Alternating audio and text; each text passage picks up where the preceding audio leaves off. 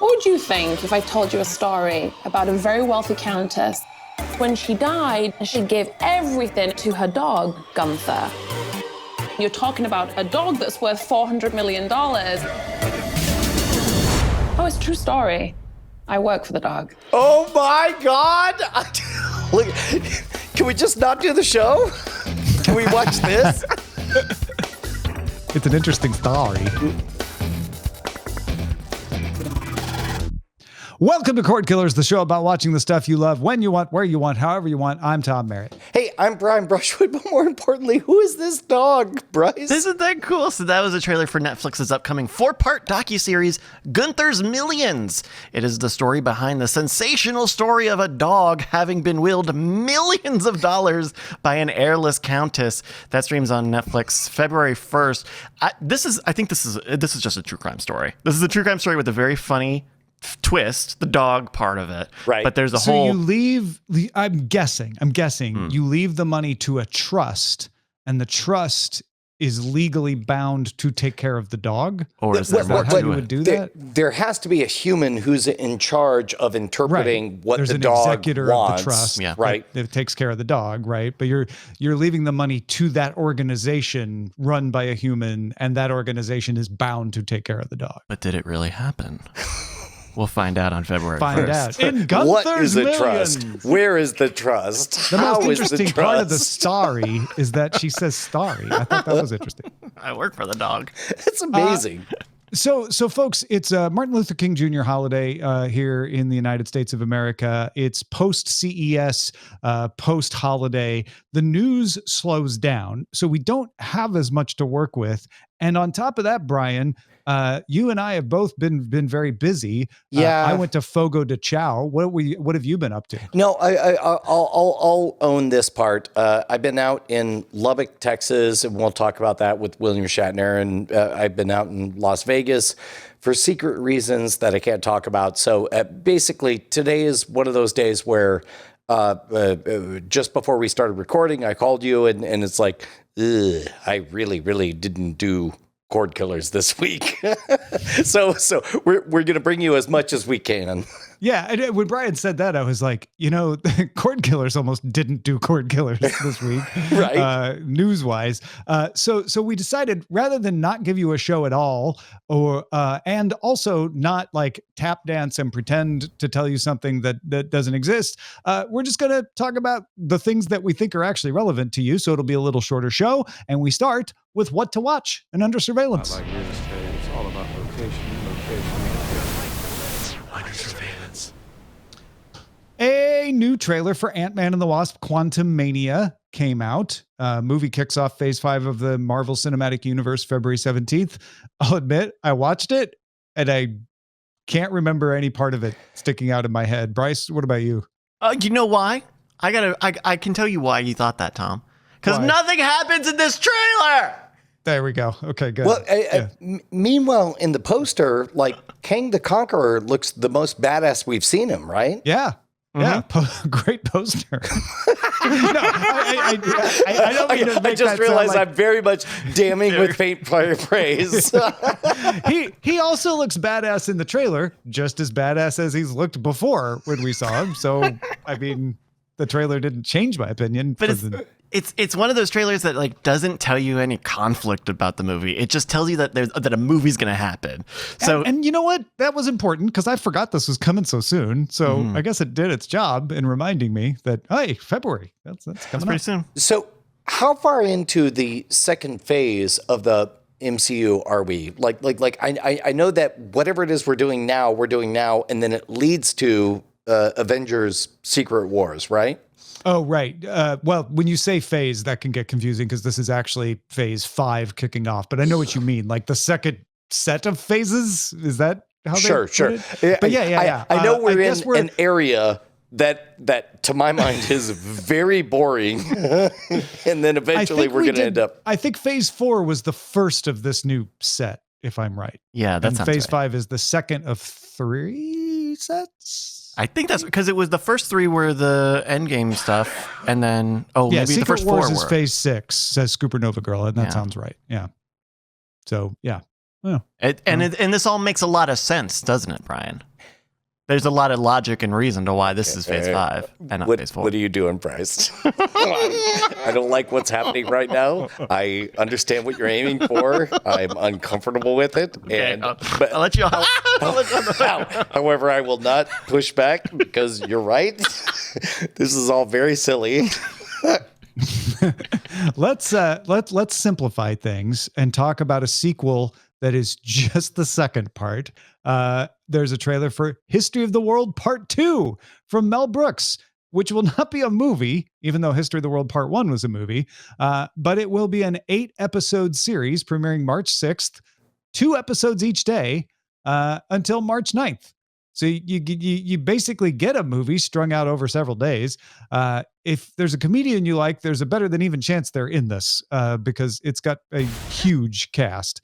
But yeah, I always thought the joke of History of the World Part 1 is that it was like, oh, well, the world will keep going and eventually we'll need a part 2. But this is bringing you up to speed. History of the World Part 2 is just going to go back and tell parts that weren't told in History of the World Part 1, which, you know what? It's a comedy. Who the F cares? It looks funny. Well, on top of that,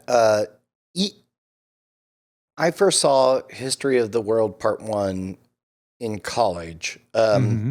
And even then, like at the age of like, I don't know, 23 or whatever, I knew that the joke was it was incomplete and nobody knows anything. And this is all being viewed through a lens and so on. What do you think Mel Brooks has to say at this point? I'm still funny. Even though I'm this old. Yeah. I don't know that this is going to be anything than like, hey, you know what? If you like my brand of humor, here's more of it. I don't know. I have always felt like Mel Brooks has had secret agenda sounds too deep, but like he's had some. He has a commentary. Yeah. And he's had some very, very clever thoughts. Hidden beneath the surface, right? Yeah, I will be curious to see if this feels like, oh yeah, this isn't as clever anymore because, you know, he hasn't advanced his thoughts or whether it's like, oh, he's still got new things to say. That's cool. Yeah. I think that'll be interesting. So here's the question I'll put to you is, do you think if you're a betting person that he's gonna just shrug his shoulders and then just be more direct in the commentary that he has to say, or do you think he holds that close to the vest? I think he still wants to be subtle. I still think he wants to do it with a wink. It seems to be who he is. My question is whether he's able to stay current enough to make jokes that we hadn't thought of. That was the key thing about Blazing Saddles and History of the World Part 1 is he was making jokes that no one else had made.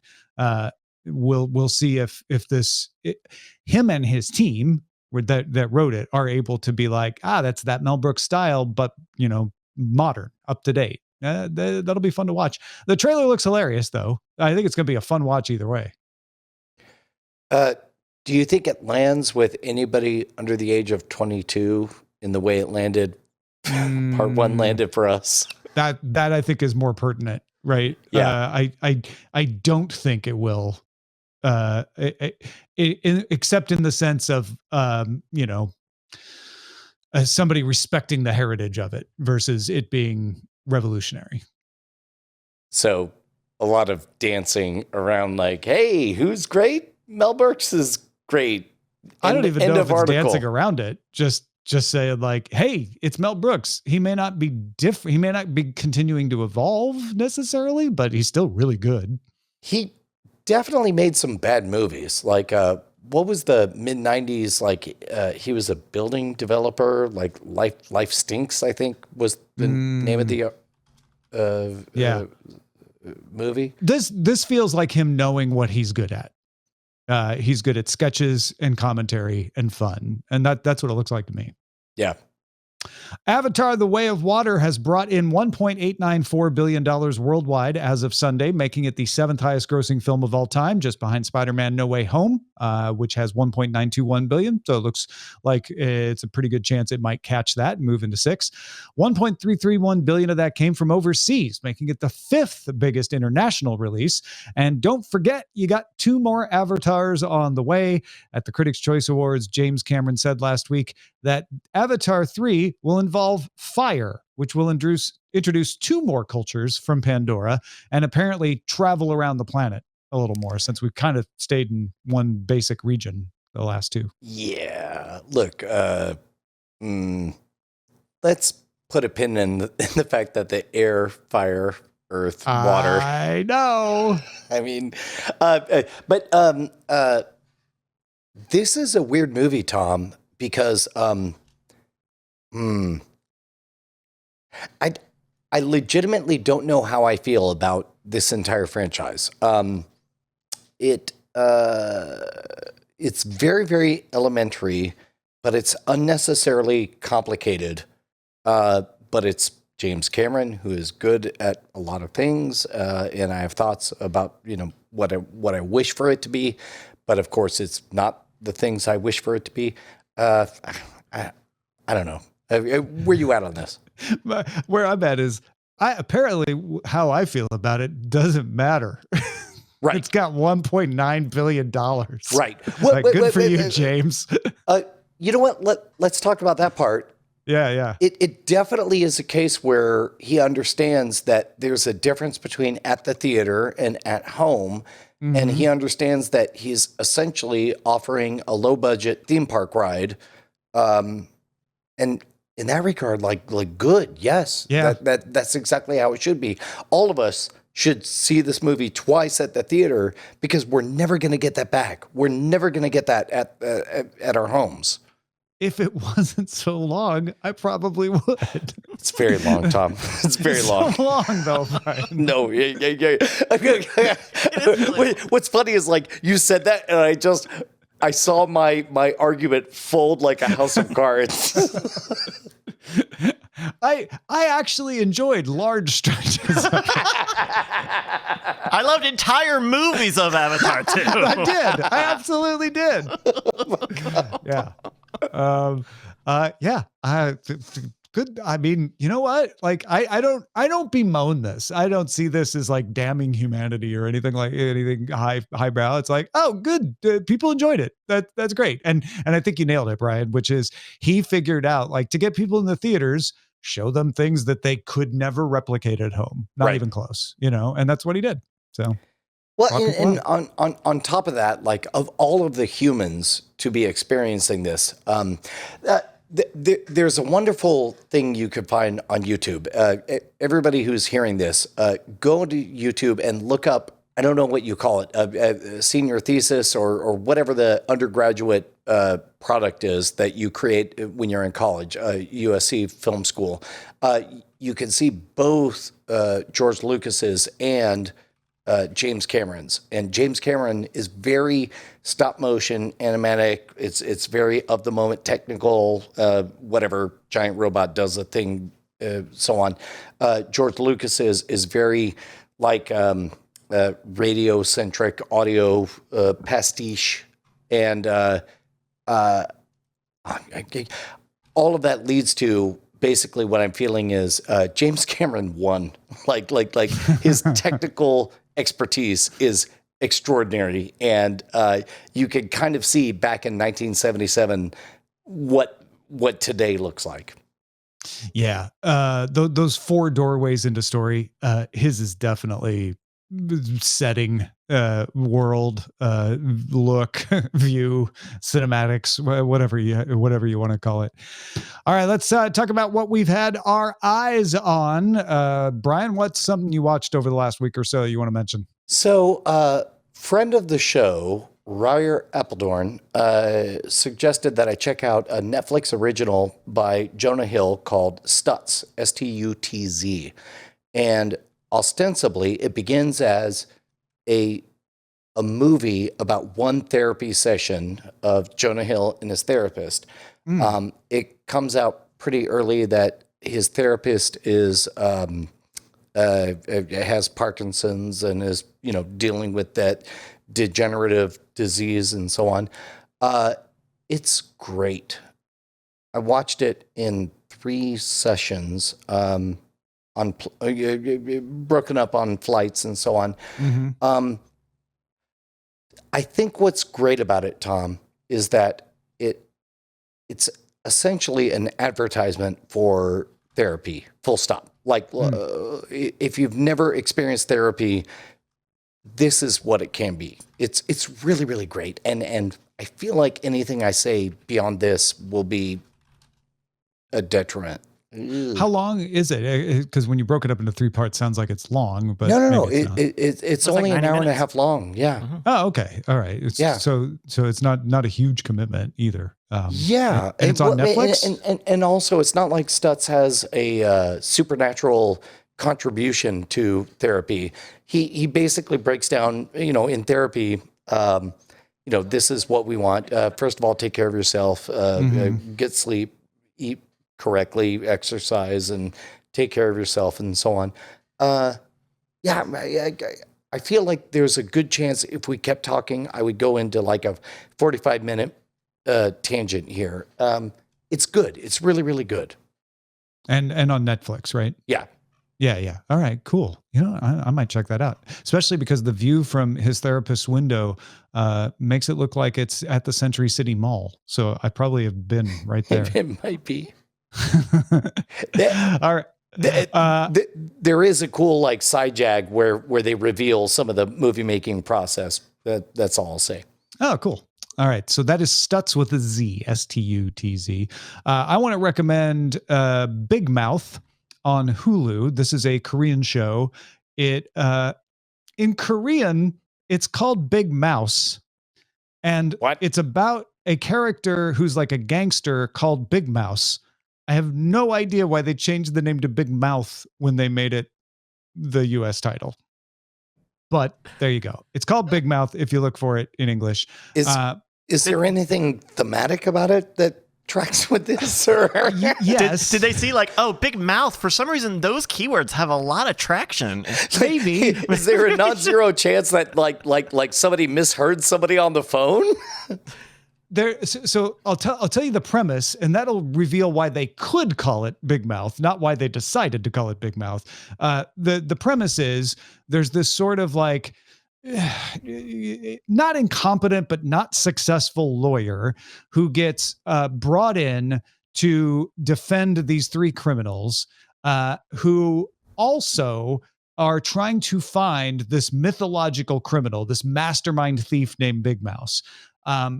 In the course of agreeing to defend them, he gets framed as Big Mouse and gets thrown into prison.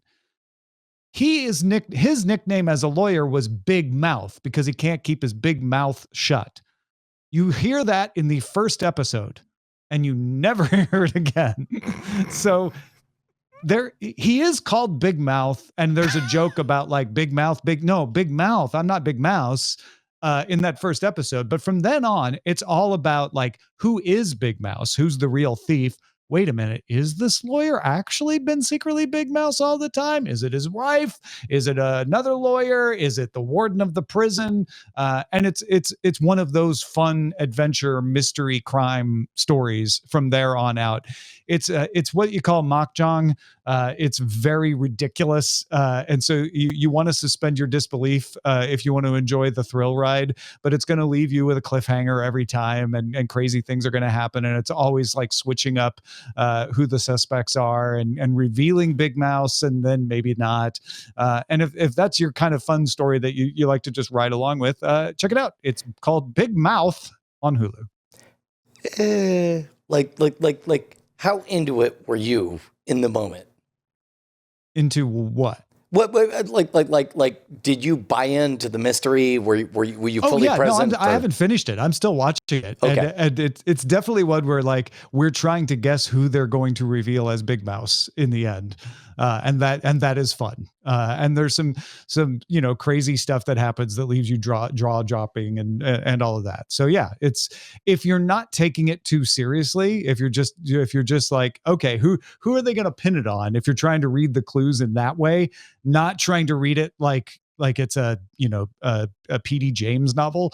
It's super fun and it's well produced. So there you go. That's Big Mouth on Hulu. Bryce, what should we be on the lookout for? Hey, I got a personal recommendation for you guys. Over last week, I ended up watching The Menu on HBO. This was a big film that HBO's got at the moment. It's got Anya Taylor-Joy and a bunch of other folks in this kind of small ensemble cast thriller. It's about this high-end 5-star dinner service on this secluded private island from a celebrity chef. And as the courses, as each course comes out, the diners end up finding more and more weirdnesses, eccentricities, maybe confusing and maybe danger. What is really interesting is how they staffed the crew on this. So the second unit, their B team was actually headed up by David Gelb, who does Chef's Table. He also did Jiro Dreams of Sushi. They had him film all of the food. You got like the master of food photography. And then they actually brought in restaurateur Dominique Crenn to actually design and make the food. So what you see in the movie is real food being made and then shot as if it's a real dining course alongside this, thriller, right, where you're trying to solve questions. There's a little bit of satire involved. I really enjoyed this, not thinking about it as a satire, but there's enough bits where you go, oh, that's a little wonky. That kind of gets smoothed out if you think, oh, okay, this is also a little satirical. Neither of you guys have seen The Menu yet, have you? I have not. No. Well, it's a film. It's from 2022 from Searchlight, and it's streaming on HBO at the moment. If you've got something we should be on the lookout for, please email it to us, cordkillers@gmail.com. Thank you. Now, Brian, usually at this point, we take a break to tell people about something, but we haven't told them about patreon.com/cordkillers yet. Yeah. You know what? We're not going to do it this time, Tom. Look, I know that every single episode since we launched, we've talked about patreon.com/cordkillers. It's the place that people can make us loud, live, and independent. Right. We did a bold, audacious, wild thing by taking our story out there. And it's only by the people who support us that the show exists. However, this time we're not going to do it. Okay. So this time we're skipping patreon.com/cordkillers as the way to directly support the show. Correct. Specifically, we're going to not mention the fact that that's where people can contribute just $1 or $2 per episode, something that will keep us loud, live, and independent. We're not going to do that. Yeah, we don't need to mention that this time. No, okay. No. We're not going to point out that we're coming up on 10 years of us doing this program. Yeah, we've begun our 10th year, literally. And an entire show about how to watch what you want, when you want, on whatever device you please. We're not going to do that this time. Okay, so Bryce, we can skip patreon.com/cordkillers. Sorry, just so I know exactly what we're skipping. How's it spelled? Patreon. Yeah. Okay. All right. Okay. So we'll not. Okay. We'll skip. Okay. Not gonna do it. Got it. I'm not gonna thank everybody who keeps us, loud, live, and independent. They'll Not going to point out that they're literally our bosses and that they made all of this possible. And we're not going to thank this them time. Yeah. Okay. Well, what are we going to do? We're not going to go back to the fact that patreon.com/cordkillers is the way that you can support the show. All right. Doghousesystems.com/rogue. That's right. Nailed it. Let's move on to the front lines. Front lines. The Sports Business Journal says that Major League Baseball has hired regional sports network exec Billy Chambers in order to figure out how to end those local market blackouts. The one where you pay for a streaming service and they're like, but you can't watch your local team. For that, you have to go to television. Chambers worked at Fox Sports Net, which had the largest number of local broadcasters for sports until Fox sold that unit to Disney, which sold it on to Sinclair, which operates it under the Bally name as part of the Diamond Sports Group subsidiary. Now, why did I take you on that long journey? Because Chambers used to work at the thing that is now called Diamond Sports Group. And on February 1st, Chambers is going to take over as EVP of local media for Major League Baseball. According to Sports Business Journal, MLB is going to try to get the rights from Diamond Sports back and offer what Diamond Sports offers directly, in which case they won't want the blackout because it's the regional sports networks that want the blackout. Then they're going to try to get the rights from the other providers like Comcast or Warner, which own some of the other regional sports networks. That would let MLB control the broadcasts and where they get distributed, which would mean they could decide not to do the blackouts.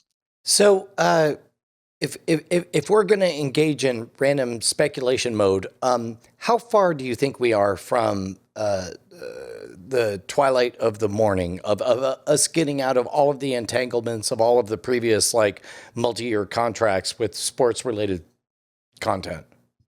It looks like in less than 2 years, the Sinclair related rights, the ones that used to be Fox Sports Net, are going to be under MLB's control. And I say that because in December, Diamond Sports took on a CEO who is a former NBC sports executive and voted to remove Sinclair's control of Diamond Sports.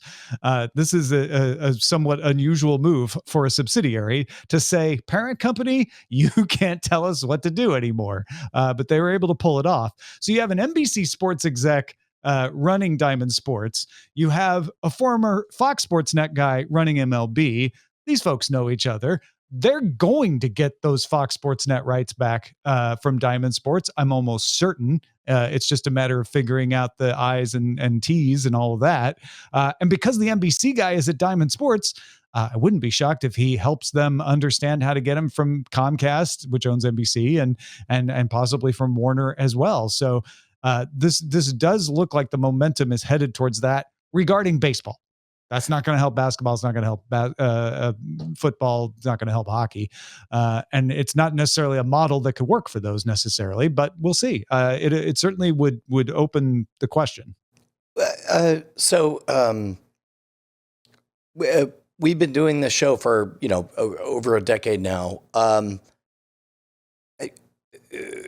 Do we think like 5 years out, people are making these early decisions, knowing that eventually it'll fold out into pleasing shareholders, board members, et cetera, et cetera, et cetera? I feel like in baseball's case, within 2 years, you've got the majority of the rights back on MLB.TV.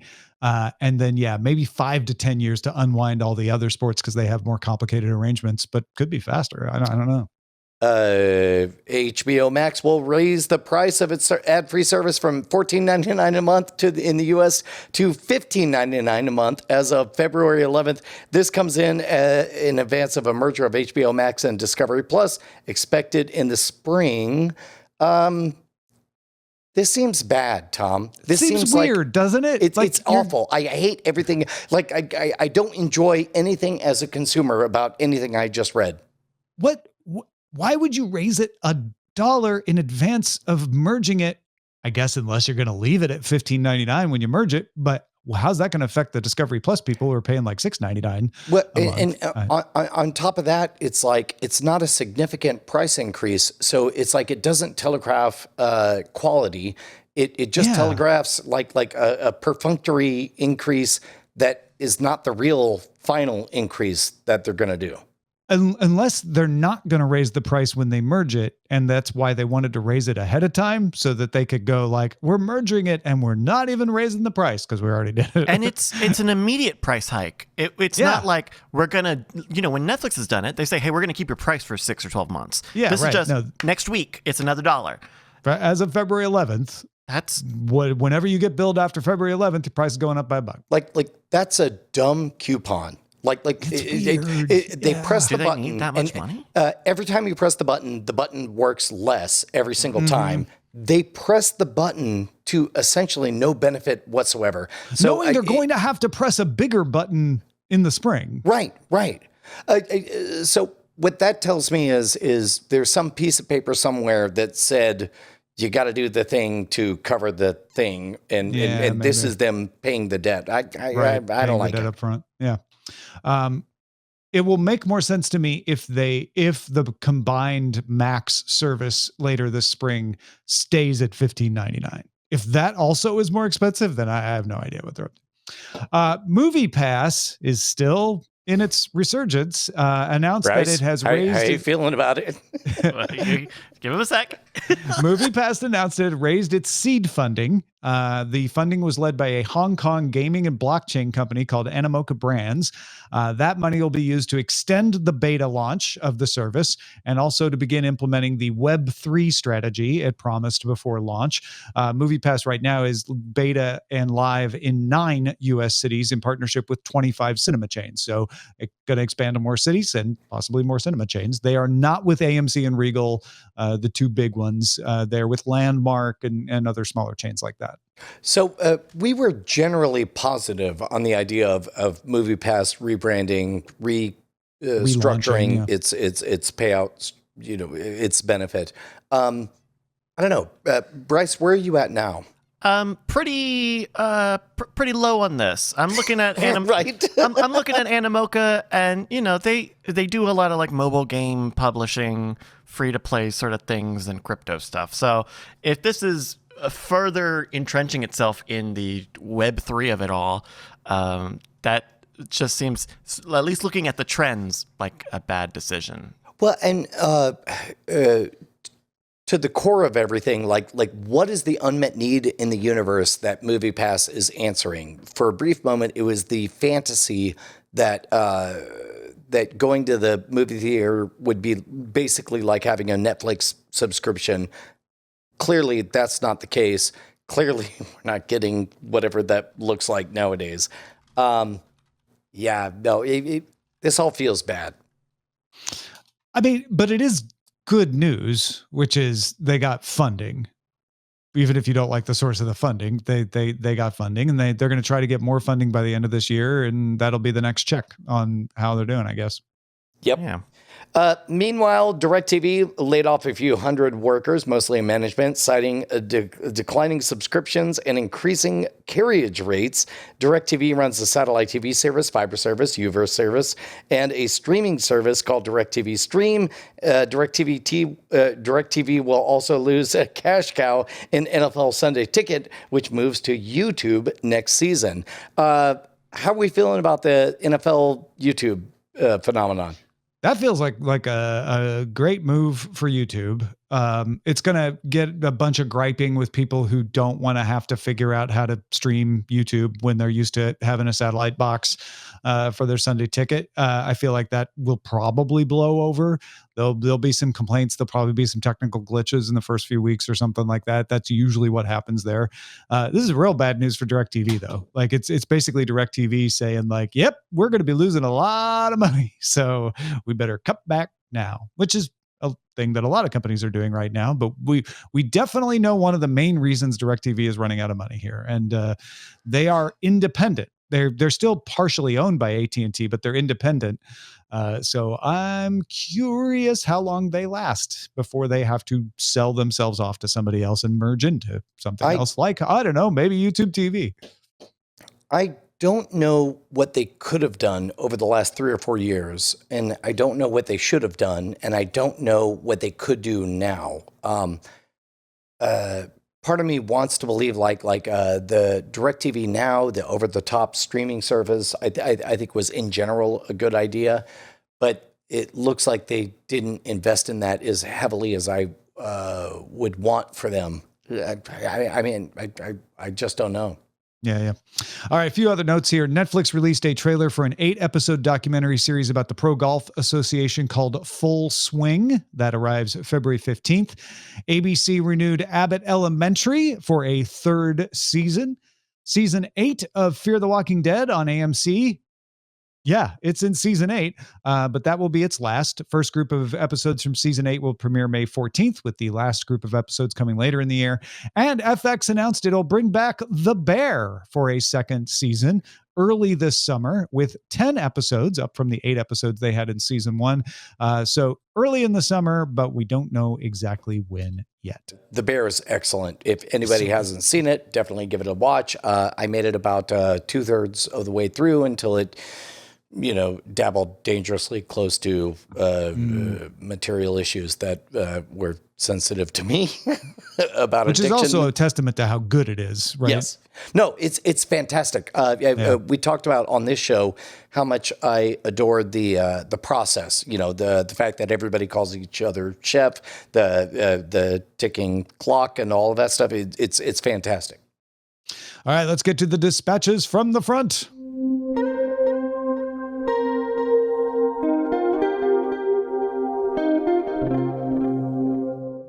Norm wrote us some evergreen questions. I love these. I hope they serve as a template for others to come up with similar questions. Here's the first one. What's a show you'd want to watch but haven't had a chance to watch? Norm says, I think I'd watch The Sopranos, as I've seen many episodes, but not all. If we're if we're presupposing unlimited time, yes. All of you fellow listeners, all of you beautiful bosses, all of you people at patreon.com/Cordkillers. If I had unlimited time, I would definitely watch Babylon 5. Oh, that's a good one. That's a good one. That's a really good one. Sadism. Sadist. Yeah.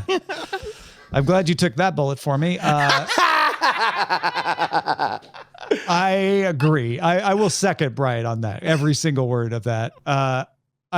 Another one that's more recent that I'll throw in here is The Peripheral from William Gibson. I've heard nothing but good things from multiple people about it, and it just hasn't been a thing I've been able to get to. So that's one that I want. Bryce, do you have one? Ooh, no. Babylon 6. Babylon 6. It would be interesting. I don't know. They're not. I normally don't like. I think the longer something is, the less I want to watch it. So I don't have an answer on. Well, and there are some really delightful self-contained stories. Devs, I think. That may be one I just go back and revisit out of the blue, and I'm not trying to make a bit out of it. That's actually the next question. The next question from Norm, he's got 3 of them. The next one is, what's a show you've seen before but you want to watch again? Norm says for him that would be The Wire. For you, would that be Devs? Yeah, maybe so. And to be honest, The Wire is The Wire is especially good because it as we experienced, it was so frustrating on first viewing to find it so tedious in the first season, 2 seasons, and so on. And then eventually it became this ensemble, incredible story. Yeah, no. Both The Wire and Devs. Oh, for me, I have been in a constant state of rewatching Star Treks since 2010. The original series, the animated series, Deep Space Nine, Voyager, right now, Next Generation. So I almost don't count that because I feel like that's just constant background where I'm always just rewatching Star Treks. One thing I've been thinking about going back and revisiting just to see how it feels now is Lost. I was just going to say, that's my answer. So long, though. It's really long, y'all. It's really long, y'all. And those are long seasons. They're long episodes. They're an hour long. An hour long. I mean, it's no Avatar. I feel like it could do anything now. No, I agree. I'm not sure I would make it all the way through, but I'd be curious at least that first season to just see like, okay, how does this land? Because Lost was something I would watch over again. Like the show would air, I would watch it, and then I'd go on to the DVR because that's how long ago it was on, and I would rewatch it again later that week before the next time. I don't know if it aged well or not, and I'd be curious. I wonder if you're better off if you're encountering it for the first time to just full on skip the second season. That was during the writer's strike and so on. There's certainly a few episodes you should skip. Yeah, maybe there's like selected ones you should see. That was the part. That was when I started liking the show. Oh, really? When I was binging it a few years ago. Is when everybody slowed down and like, and anyway, he's Jamaican. You can skip the Nikki and Paolo episode. I'll tell you that right now. Oh no! I actually thought that was wonderful. Oh yeah, but it's irrelevant. There's even said like we just did this to fill out the episodes. You don't have to watch it. It's a bottle episode. Yeah. Yeah. Final question from Norm. What is a show or movie broadly liked that you, don't like. For Norm, it's Always Sunny in Philadelphia and any animated show. And Norm hates The Big Lebowski. Okay. First of all, an apology for The Big Lebowski. The Big Lebowski, the first time you watch it, you're going to be focused on a thing called, I'm using air quotes here, plot. Once you get past that and revisit it, you realize that the superstars are all of the characters, and it's a character movie, not a plot movie, for sure. Correct. Yeah. What about you, Brian? Is there a movie that everybody else likes, but you're like, yeah, I just don't like that one? You know what? The first thing that pops into my mind is the Phantom Menace and the prequels. And I spent a long time assuming that everybody younger than me was dumb. But then I realized, no. You don't get to choose what you imprint on. So in the case of the prequels, it's exactly the same as Tron for me. Yeah, Tron is a bad movie. I will own that, but I love it very, very much. I imprinted on it, and that's the Phantom Menace is also widely derided. I think what Norm is going after is one that like, oh yeah, no, everybody loves this, but I don't. I got one. What was that? The Godfather. The Godfather for me. Okay, yeah, that's a great example. I encountered The Godfather too late. Everything was a cliche by the time I saw The Godfather, and it was dumb as hell. Yeah, no, that's a great example, I think, of what Norm's after. Bryce, what were you going to say? What's that Aziz Ansari show on Netflix? Hooray for me. I'm Aziz Ansari. Whatever that was. Master of None. Master of None. No matter how much I tried with that show, I couldn't. It is kind of bad. Looking back on it, I'll own the fact that it's not a great show. It's nothing but Aziz Ansari going around like, the world's complicated. Weird. I'm going to Italy now. Now I'm in Italy. I feel like for me, I can't make a decision. I'm Aziz Ansari. I hope Me Too doesn't come for me anyway. I had a hard time answering this. The first thing that came to my mind was Jerry Maguire. Whoa. That's a garbage by the book movie. It's dumb. Widely loved. It is widely loved. Yep. It's award winning. A good friend of mine bought it for me at one point because they were like, "Oh, you've never seen Jerry Maguire? You have to see this." Because they bought it for me. I watched, I think, 20 minutes of it before I was like, yeah, I think I'll finish this later. That was in 2014. So he didn't even show you the money. I never he didn't even show you the money, dog. No, he didn't even promise to show you the money. Wow. Yeah. You didn't even have you at hello. I might still finish it someday. No, you definitely won't. I'm not going to do that. But yeah, that would be my answer. These were great questions. Thank you, Norm. I love these. Yeah. All right, folks. Thank you for your understanding. Thank you for supporting us. Our website is cordkillers.com. Our email address is cordkillers@gmail.com. Keep those evergreen questions coming. Loved those. We're live on twitch.tv/Night Attack Mondays at 7 p.m. Eastern, 4 p.m. Pacific. We'll talk to you next time. Hey, Tom Merritt, what's going on?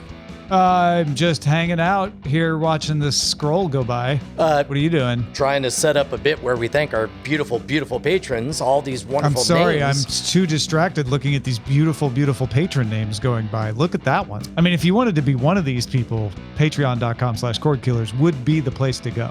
I mean, they're scratching our itch, like, because we're addicted. As long as it's consensual, like, we're addicted to their money. And love. Might as well face it. Well, God damn it. Diamond Club hopes you have enjoyed this program.